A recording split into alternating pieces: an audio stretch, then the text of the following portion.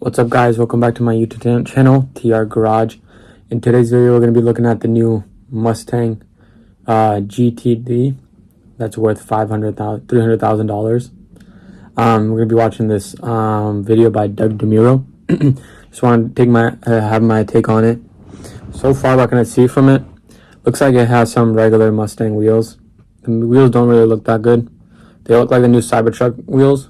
If you guys haven't seen them before, they look like them. Let me just show you guys real quick the new Cybertruck wheels. Hold on. It's easy to show you guys. Cybertruck wheels. I can't make... Alright. Wheels. Let's take a look at them.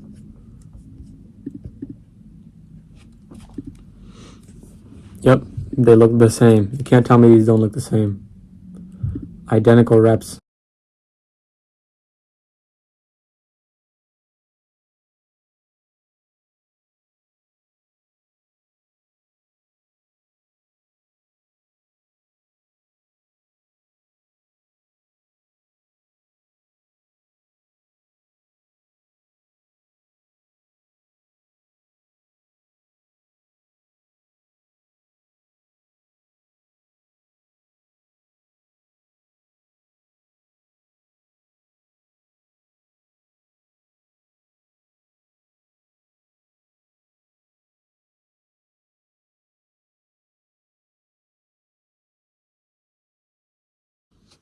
But yeah,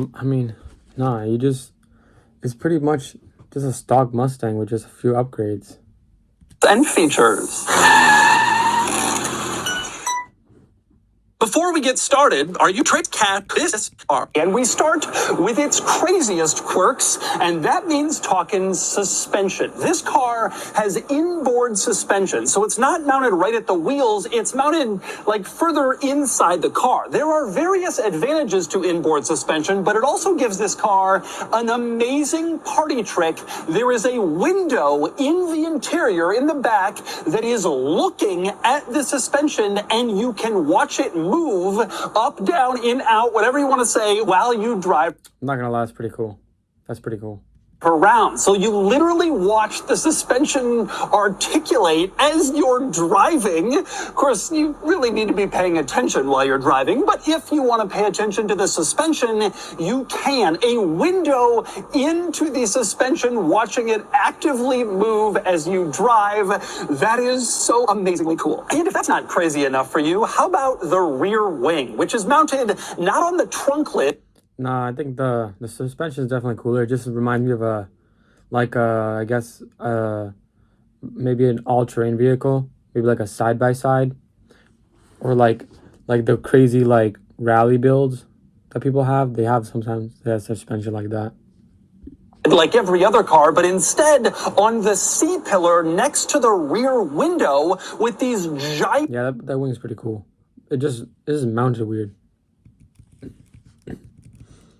Down, depending on whether you're cornering or going straight or how fast you're going, and they're always moving if you're in the drive modes where the hydraulics are activated. Crazy to look back there and see that huge wing and the moving flaps. And another quirk, you might think that a rear pillar mounted wing would get in the way of accessing the trunk. And indeed, you're correct. In fact, the trunk in this car is not to be accessed.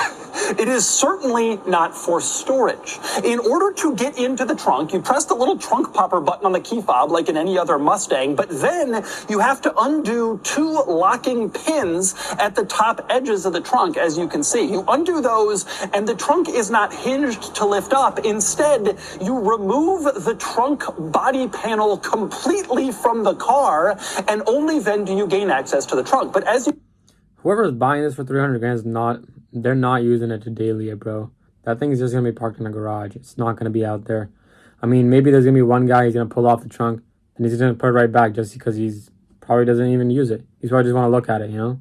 You can see when you're in here, there is no real need to gain access to the trunk because it is completely filled with mechanical...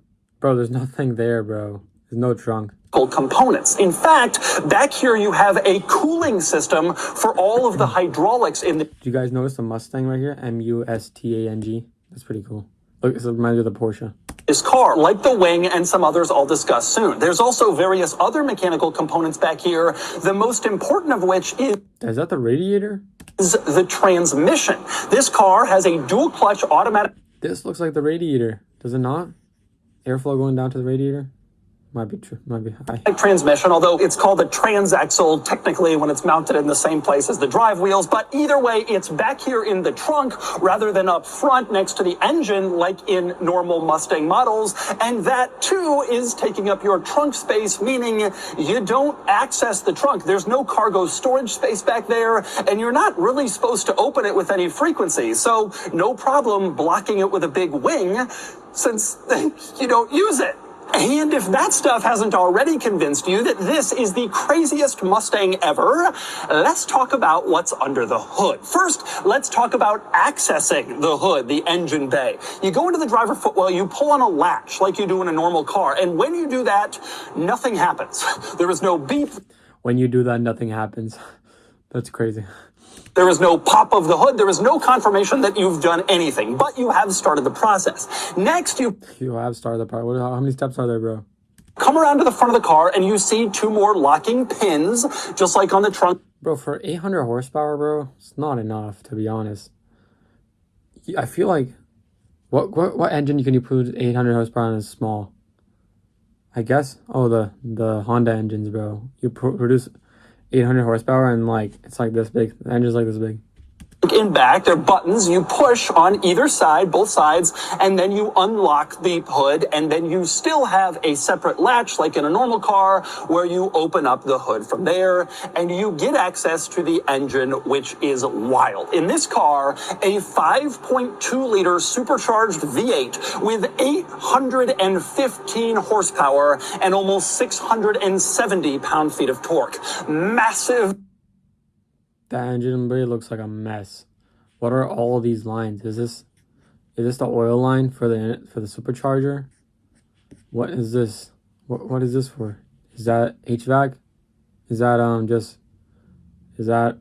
breather hose? What is that? Looks like they're all going to the coolant. Bro, what is this mess, bro? Unbelievable numbers in this era. Imagine trying to do an engine spot with that. For that, especially from a big old school V8. In fact, this car has more than 300 horsepower more than the race car upon which it's based. 300 horses more than the race car. The race car only has 500 horsepower. In a road car. So, since I've mentioned the race car, I probably should explain a little bit more about what this car is and why it exists. So, Mustang GTD, that stands for Grand Touring Daytona, which is a race class in the IMSA racing series. Daytona 500. Where Ford races a Mustang GT3 Talladega, Dega. race car. But while the GT3 race car is limited to 500 horsepower due to various racing classifications that allow it to fit into its specific class, the road car has no specific limitations. And so Ford took the race car and they thought, we want to take this to the street, but we want to make it even crazier than... But we want to use Cybertruck wheels. What is Ford doing, bro? The race car, and so they did. Now, I asked Ford why. Like, you make the Explorer and the F-150 volume vehicles, hundreds of thousands of sales. Why are you making a car like this? Fun fact, Ford low-key has the worst sales numbers in all the companies in U.S.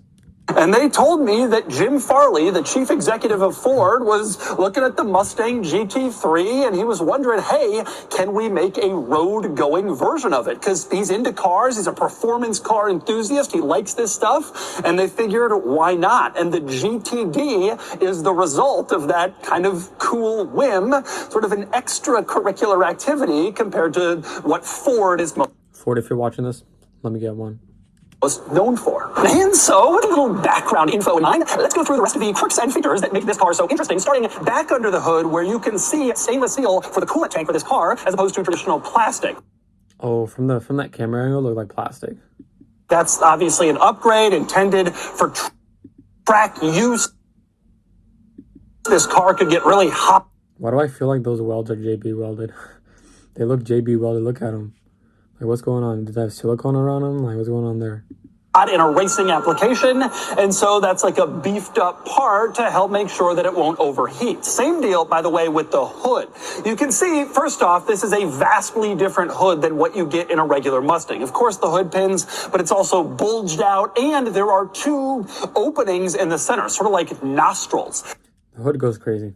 Can't lie with the hood goes crazy. These are screens to, again, allow with heat dissipation for the engine to do its best of cooling down. And Ford tells me that these screens can be removed very simply with just Allen wrenches. You can take them off to maximize cooling at the racetrack. If you're really starting to overheat, you can get a little more cooling by removing them. The other important thing to note about the hood panel in this car is that it's carbon fiber. And in fact, all of the body panels in the Mustang GTD are made out of carbon fiber, with the exception of the doors. The entire body of this car is entirely carbon fiber, which is obviously very different from the regular Mustang, and also different from the regular Mustang. Since we're talking body panels, let's talk about the wide body stance. Holy crap, this thing is wide. These flared out Yeah, that thing is wide, dude. That's crazy wide. front and rear fenders serving this wide track fueled by these big tires underneath. You have a massive stance, and it gives it kind of a race car feel when you're taking a look. And speaking of the fenders, probably the most noticeable design item on the outside of this car, aside from the wide body and the giant wing, the vents over the front wheels on the front fenders. Massive fender vents here, like you have at a I'm not gonna lie, I'm not as hyped as the new Porsches, bro. Porsche GT3 RS, but Bro really claims this thing, bro. Oh my god, I predict that. way bigger, way more pronounced, way more obvious. Ford says that these vents help channel the air 325 by 30 ZR20s. as they kind of go over the front and the fender area of the car and improve this car's overall aerodynamics. And they are certainly a piece that gives it a very distinctive look on the outside, combined with all the other stuff. And indeed, aerodynamics are a big, big story with this car. Obviously, I mentioned the wing and the vents on the front fenders, but there's more than just that. This particular Mustang GTD is equipped with the optional performance package, which adds a bunch of cool features, including, probably most importantly, all the hydraulics. So I mentioned before, the wing has that hydraulic flap where it goes up and down while you're driving, pretty cool, but there are other hydraulic flaps underneath the car in the front that also help channel airflow. And if you get the performance package, you get those hydraulic flaps as well. You can't see them when you're just sitting here looking at the car, but they're there, and they're Are you really buying this car for 300 grand? Let's be real. improving your racetrack lap times. The performance package also includes some other benefits too. Up front, you have these dive planes in the front bumper area that again help with your aerodynamics, and GTD models equipped with the performance package also have a larger, longer front splitter. Wait, Carster. So I'm bored, bro. This car is kind of boring. It's just a regular Mustang, bro. Come on now. Western Champion's compound turbo Cummins Mustang is way crazier than this. I'd pay. I wouldn't pay 300 grand for it, but I'd pay more money than I would pay for this. you might be wondering, what, pray tell, does the performance package cost? How much extra is it as an option? The answer is Ford won't reveal that. In fact, Ford is not announcing any options pricing for this car. That information is strictly limited to the knowledge of owners and potential owners of the GTD. It's not being released publicly. The only thing Ford will say is that the base price of this car is around $325,000. Huge money. So probably at a price of 100K. So we're making that 425,000 by dealership upmark. 325 grand for a Mustang, you're thinking? Well, yes, but as you've already started to discover, this is no ordinary Mustang. And indeed, the GTD has many more upgrades compared to a standard Mustang beyond what I have already mentioned. For example, you get a carbon fiber drive shaft in this car to save weight. You also have a titanium exhaust, again, to save weight, a big benefit over the regular Mustang. And there's a lot more. Check this out. The trunk I mentioned is full of cooling equipment. What kind of differential is that? Do you guys see it? What kind of diff is that, bro? It's kind of weird. And there's a lot like and others are apt to draw in air for the cooling system for the hydraulics. You do not often find cooling I told y'all that was cooling in the back. ducts on a trunk lid, but that is the situation with the GTD. In fact, rear cooling is a bit of an important part of the GTD. Obviously, it's a big deal since they got rid of the trunk so they could do it, but it's more than just those trunk-mounted air intakes. You also have vents back here on the back side of the trunk, as you can see, 2 mesh vents, which of course do not appear on the standard Mustang. They also help for rear cooling. And you have air intakes in the back on the side of the car. You can see here air intakes in the back. This is not something you typically see on a front. It just feels like, bro, let me put everything down because I'm going to modify my car. That's what it feels like. Let me get air intakes on the side, even though I don't need them because my engine's in the front. Engine vehicle, but again here it's necessary to bring air into the trunk area and cool down your hydraulics. Bro, what is going on with the paint right here? What is going on there? I know the light's shining there, but that looks like orange peel. That looks horrible. You can see it here as well. Right here in this area. Here it's 325 grand, guys? Come on. Necessary to bring air into the trunk area and cool down your hydraulics, your transmission, and all the mechanical stuff. Right. In very, let's sport Cup 2R. That's just Tesla wheels. Tires, which... No Brembos. Ford GTD brakes. GTD brakes. Why couldn't you install Brembos, Ford? Everybody wants the Brembos. Come on now. Or stick. This... In the back, they got Pilot Sport Cup 2s. What happened in the front? Car also has a tremendously complex and advanced adaptive suspension system. I don't get into those. How many times have you talked about the suspension? Oh, the Ford GT. That goes crazy. I already think is one of the cool is that the car, when you go into that mode, gets all the way down and then it's ready, lowers center of gravity for driving on the track and optimizing lap. Oh, great. Air suspension. Times of the rear spoiler flap, Yeah. You have distinctive wheels compared to any other Mustang Distinctive wheels. Came right off a Cybertruck model, and they are offered in optional magnetic changes, a color exclusivity of being the only person who got a car switch set up for the climate controls separate from the infotainment. It's all integrated.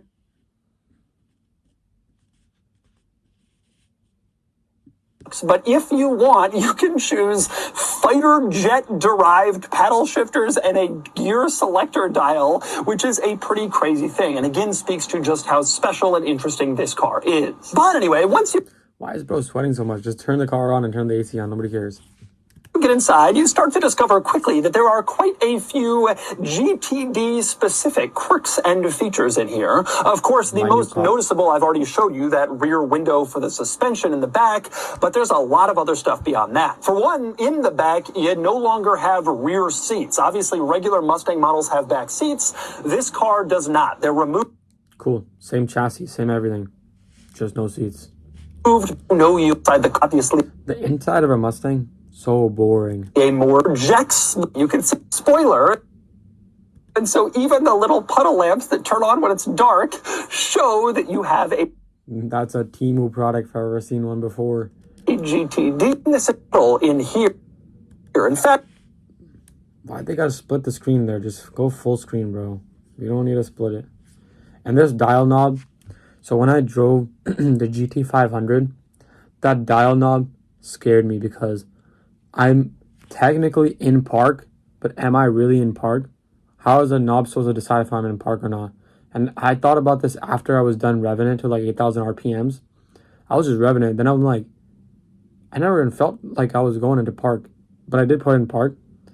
But imagine it just slips out of park and you're standing 2 feet from like a 5-foot concrete block wall. And it slips out of park and it just smacks it. What are you going to do there? And is that your fault, or is that the system malfunction? Who's to blame? A lot of this interior is straight out of a Mustang Dark Horse. Ford told me there's a lot of sort of basic Dark Horse Copy and paste the Dark Horse? stuff in the interior, and that's fine. The Dark Horse has a nice interior, already pretty focused performance car, and indeed a lot of the regular Ford Mustang key, which I find funny because that's something that I have always been mocked for about my Ford GT, that it just has the key from a regular Ford model of its era. Well, that's also true of the very special Mustang GTD, despite how, well, very says door. Speaking of that dashboard on the passenger side, early production car, since sequence the last four in the VIN. So this, which must be a very early, I guess now you can guess the rest of the VIN, guys. Production cars, and then you could models with things to cycle through a lot. Bro, you're getting air fuel ratio of 14.1 and 133 miles to the gallon, or to E. What are you? No, that's not even to the gallon. That's to E. That's crazy. 13.5 voltage. Lot more information, vehicle information, temperatures, etc. 38 pounds of oil pressure. It's kind of low. Than what you mentioned and its orientation, depending on what drive age cluster orientation in each one, including a very drive modes, and you can see. I like how none of them are close to each other. 35, 36, 35, 33.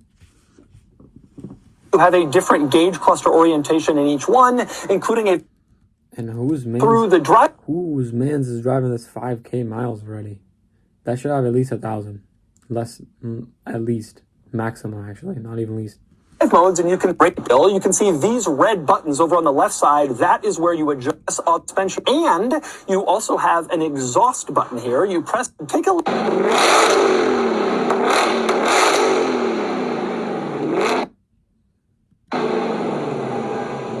And as far as other interesting quirks and Sounds like a regular Mustang. features, in the center control stack, you can see a group of different buttons in here, pretty standard on the Mustang, including your bright red engine start stop button. But you also have here a racetrack button. You can see there's a track and like a checkered flag. You press that and it pulls up the track apps for this car. And there are various apps that you can access in here for Dude, why didn't they get those wheels? Those wheels look sick. Oh, are those the same wheels except the other ones are painted black? Those wheels look sick. That looks like BMW wheels, not gonna lie. Apexes. track use. Like if you want to measure your drag racing times, your braking performance, or You go to a drag race with a car that weighs like 8,000 pounds. You're getting walked immediately. You're getting walked by a stock C7. a lap timer. It's all located in here. And there's an off. Climate controls are placed along the No Apple CarPlay. And a $300,000 car. bottom of the screen, so you can make simple adjustments without having to go into a menu. And frankly, with a vehicle like this, we should be happy it has climate controls at all. But indeed it does. And some 300 to 700 units of the Mustang GTD each year with no stated code. First impression getting into this car and driving it, your first thing when you climb inside, it's a lot like a Mustang. Bro said it's a lot like a Mustang. But what is bro on about? And honestly, from a driving perspective, initially, or if you just drive around town, it is also surprisingly Mustang-like, which is to say, No way. No way a Mustang feels like a Mustang. hey, well, I was expecting this car to be Hopefully he does the Mustang, in the Mustang. Let me know in the comments if you guys know what I mean. so punishing that it would actually be kind of annoying or difficult to drive. That's actually not true. It's a lot like a 911 GT3. Here, you know what? You know what? End the video. This dude is comparing a Ford Mustang GTD to a 911 GT3. What is this dude on about? That's a flat six with the engine in the back. The Mustang is a V8 with the engine in the front. But what is bro talking about? Which is a similar sort of thing. It's like the road version of sort of a race car. A little bit less so in that case. That's definitely more road car. But nonetheless, I felt that this was going to be all worried. It's going to be crazy punishing. It's not really. And I'm actually in sport mode right now. And yeah, it's a harsh ride again, like a Yeah, I'm in sport mode. 911 GT3. But it's not just over the I'm on the how video. stable it feels. Ford's pissing me off, bro. I know they make some cool stuff, like the new Raptor. Sick. However, this dude comparing it to a GT by just how exceptional this car is to drive. It feels like when I'm in my Carrera GT, like you feel like you're driving like a precision instrument on the road, and like everybody else is playing it slow motion. Like some of the very best athletes probably feel if they have to. The Ford GT feels like LeBron James. Play like a normie. That's kind of what this car feels like to drive. It really is an amazing proposition, and it's. All right, shout out to Doug Dumiro. Make some good videos. That video is pretty boring. I ain't gonna lie. It was 32 minutes too. I skipped over it. This car reminds me of something you'd make in a video game when you just max out all the sliders. Yeah, that's what I said. That's what I was talking about, bro. You know, it's a Portman car when you get a 6 a.m. Wednesday Doug upload. Okay. A couple of weeks ago, a good friend of mine took Devillia, the GTD. First off, the presentation by the delivery specialist was something I've never seen before. As expected when buying a $350,000 car, Ford has implemented an amazing team that trains customers on how the vehicle works. Literally every aspect of the car is covered in detail. Blah, blah, blah, blah. I don't want to hear that. Buys $300,000 car. Same crashes doing a burnout, leaving CNC. I stopped caring for the Mustang years ago, but this one is an absolute beast. Oh my god, this dude is glazing it. Props to Jim, okay. That price is insane. I agree with that. Holy cow, the cost of wiping out crowds of perceptions has gone up. That's crazy, dude. Military recruiters are gonna love this bad boy.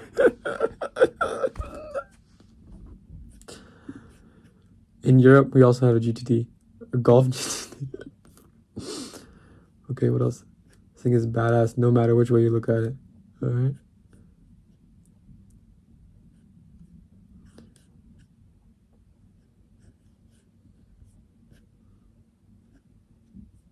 I'm not a Mustang guy, but this the one by far best. Okay.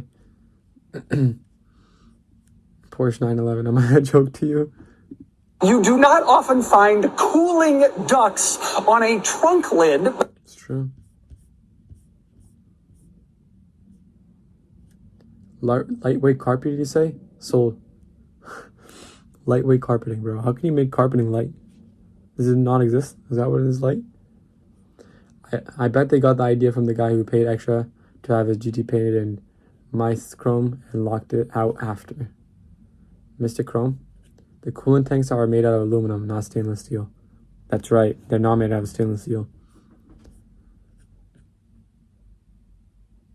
Okay. How long before one crashes into a tree, leaving a car and coffee? Alright. 1,100 pounds heavier than a GT3 RS. That's gonna take some magic to deal with for on the track. Yeah, it probably is. Get a ZR1 for 100,000 less and 200 plus more horsepower. True, it's true.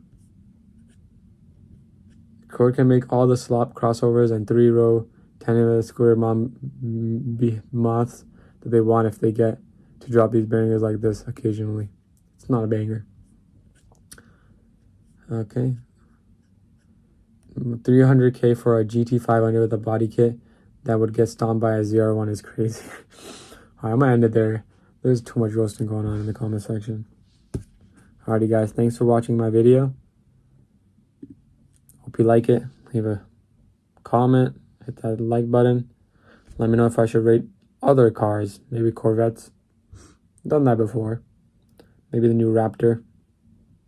But yeah, thanks guys.